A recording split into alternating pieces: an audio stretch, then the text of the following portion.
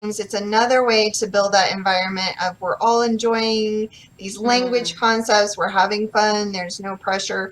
Learning to play with words and learning to use words in kind of a fun way is just enjoyable for everybody.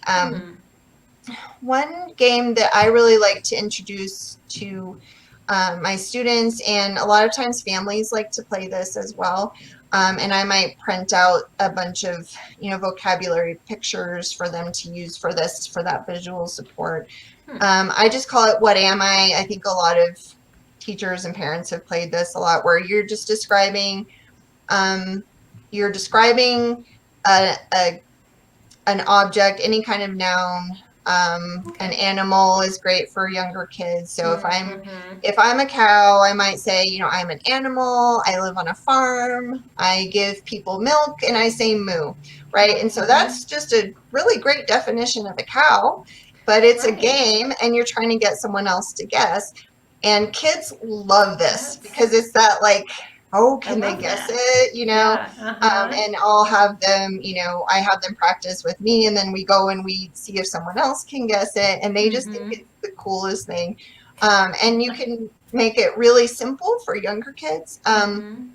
As kids get older, you can change the words that you use. So instead of saying I'm an animal and I live on a farm, you could say I'm a mammal that produces milk for people to drink. And you can change it. I find, even up through older elementary school kids like this, if you're kind of just giving them that new vocabulary, you can do this. You could take your science vocabulary, your English vocabulary, and you could play this game with kids, and they're defining words, but they don't know that they're defining words, right? Exactly. It's such a backdoor thing. Exactly. Yeah, and it's fun to guess. And then when you give them clues, they're working on their listening comprehension, and they're also kind of making those inferences. I try to encourage families to use categories, functions, and attributes. So start with what group is this object in? What do they do? And then describe, do they have a certain color? Does it smell a certain way? Does it sound a certain way? All of those things. Yeah, so those are good aspects of that. And then there's lots of word games that you can buy at Target or order online.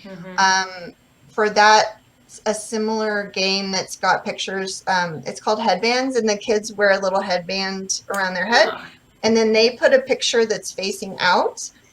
Oh, I think and I've seen that. The other person is describing what's on their forehead to them, and they're trying to guess what's on their forehead. And kids love it.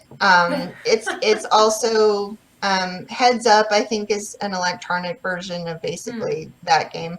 Then you got like Taboo, Password, all of those games that older kids might really enjoy that are all word games, and you're making it fun.